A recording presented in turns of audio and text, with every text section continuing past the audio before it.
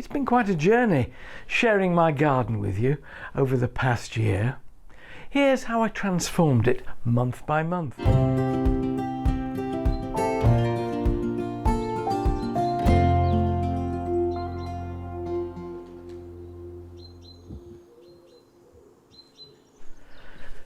At the end of every year, I like to sit down and make a few notes and remind myself of what worked and what didn't work.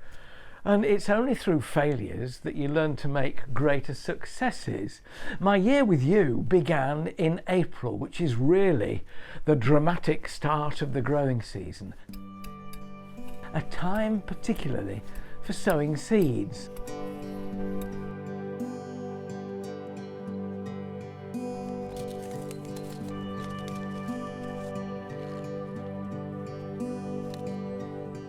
And this year I majored in annual flowers, which, to be honest, I hadn't grown many of for donkey's years. Well, I'm a reconvert to annuals. Things like this lovely Cosmos candy stripe. I sowed them at the beginning of the month.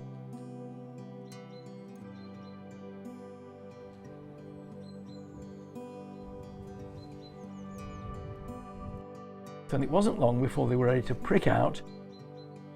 There they are, snuggled into their compost. By early summer, I was planting them out, sort of end of May, and they became a real feature in the long border and also in the borders near the greenhouse, where they kept on going right into early November. I try and find Cosmos, which is fairly low growing. It's incredibly difficult. Most of them are at least waist high, but it doesn't matter. Plant them in the right part of the border in full sun. Back a bit so lower plants are in front of them, and you'll find this wonderful airy sort of thicket of feathery foliage, flowers that keep coming and coming and coming. Bees love them, and they're also wonderful for cutting and popping on the kitchen table. And I think this was the year that I really rediscovered annuals that can be either sown in the greenhouse or the hardy types that on reasonably friable soil outside you can sow where they're going to flower.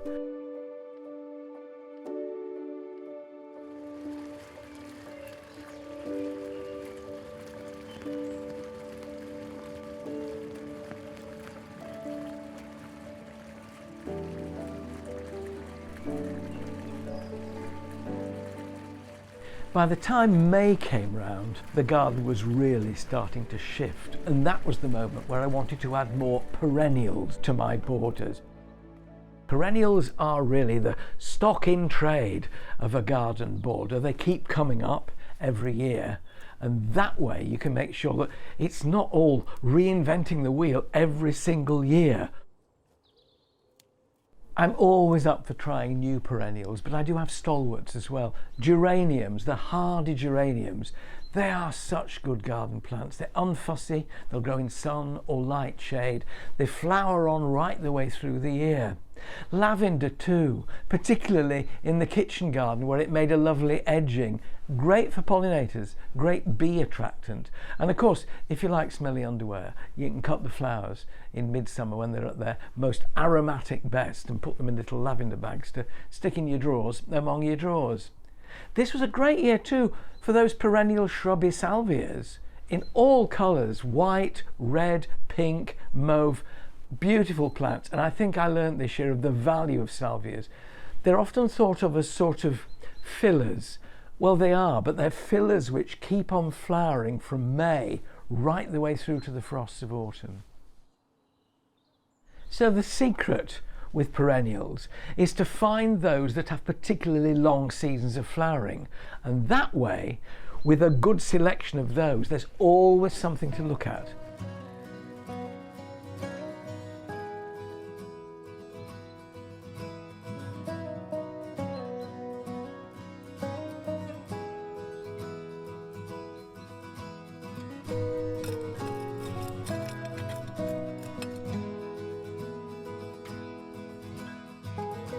June is the first month in the year when you're practically guaranteed not to have a frost, and that's when I can be particularly creative. this year especially, with containers on the terraces around the house. They give you variety and they give you nigh on instant colour. I wanted to show you how you can create different container looks for different types of garden. Isn't that nice? It's a technique that works, don't you think?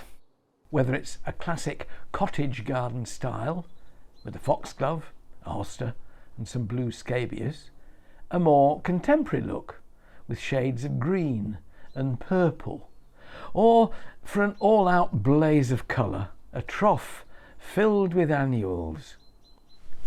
The reactions to these different styles were interesting because some of us are traditionalists. We like that cottage garden look. It seems cosy and safe, and there is nothing wrong with that. But if you live in a modern house, or you've got a set of steps outside an apartment that's quite sort of sleek, you want a more modern look. And the whole idea behind containers is you can sculpt them and plant them up to suit the situation in which they find themselves. Above all, plant a container that brings you joy, and judging by your reactions to those containers, they brought you quite a lot of pleasure. The selection of plants that we used in those containers made sure that there was something interesting to look at from June, when they were planted, right the way through to the frosts of November. So what did these containers prove? They proved the wisdom of using good peat-free compost, the wisdom of foliage as well as flowers, because that carries on longer through the year, the care that needs to be taken with regular watering, because a container that dries out fizzles out, and regular liquid feeding.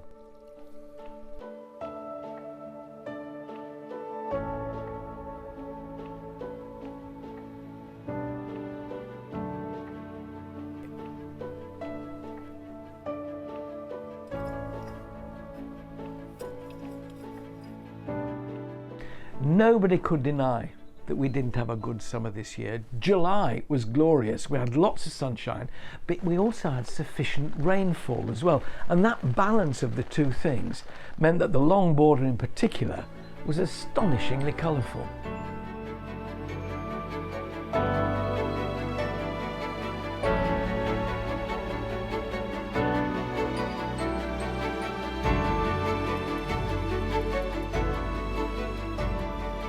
Peonies were good too. They're short-lived, and a lot of people say I'm not bothering with peonies, they don't last long enough.